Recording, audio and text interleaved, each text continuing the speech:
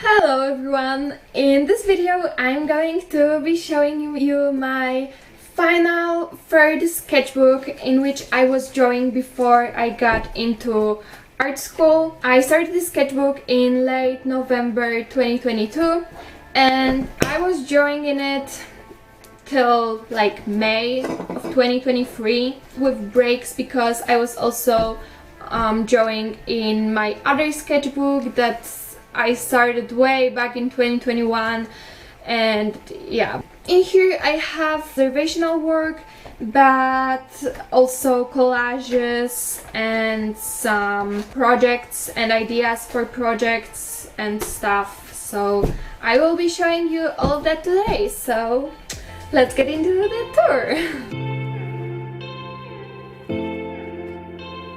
Welcome to this very unscripted voiceover for this video.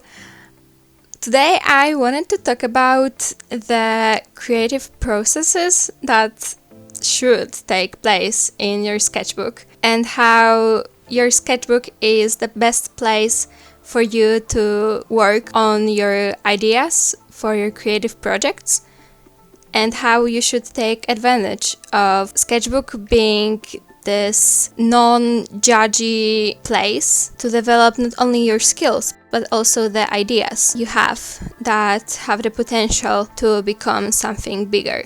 As you can see in the beginning of the sketchbook, I was using it as a place to practice my observational drawing, just like my two previous sketchbooks.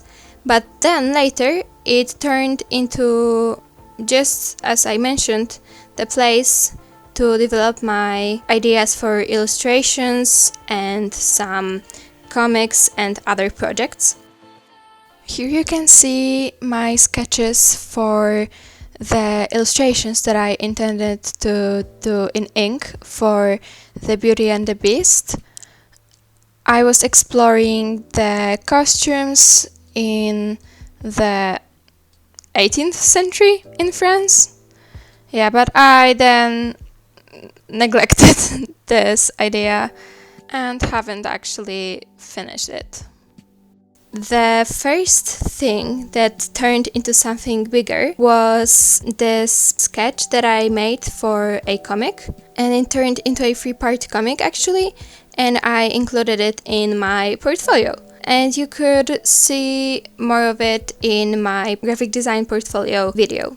Next, I have my dry point work, and the first work is this dog eating a cat, eating a mouse. So for this topic, the first idea was this sketch with the silhouette of the dog more visible, actually with the silhouettes of all 3 animals, but then it evolved into this heads of those animals. Next, I have some ideas for my Exlibrises. They were made in Linocut and in dry point as well. Here are also just some sketches of foxes and those lilac. I don't have the sketches for the ballerina or the dancer in the sketchbook actually, because they were also on these loose pieces of paper, but I don't actually know where I put them. After the dry point work, I have some concepts for my animation that I also included in my portfolio. The dry point work and the Exlibrises I also included in my portfolio. Then I also had some concepts for book covers, little doodles, and observational sketches. And then some sketches for illustrations that I haven't finished actually, but the Photoshop files are still on my computer, so maybe I'll come back to them. And then there is the other part of concept work for this comic that I was previously talking about, some more sketches and observational drawing of people, also made in color. Some of the drawings here are really bad, and I hope the people that I portrayed are not mad at me for doing that.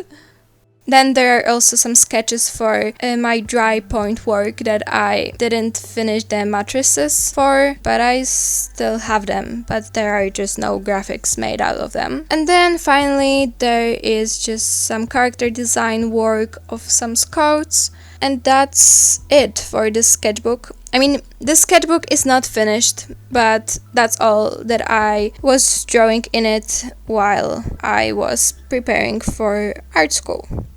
So that was the sketchbook, and I hope you enjoyed the short 3-part series about my old, I mean not that old, high school sketchbooks, and I hope it gave you some insight into what I was working on while preparing for art school. And yeah, I will see you in my next video.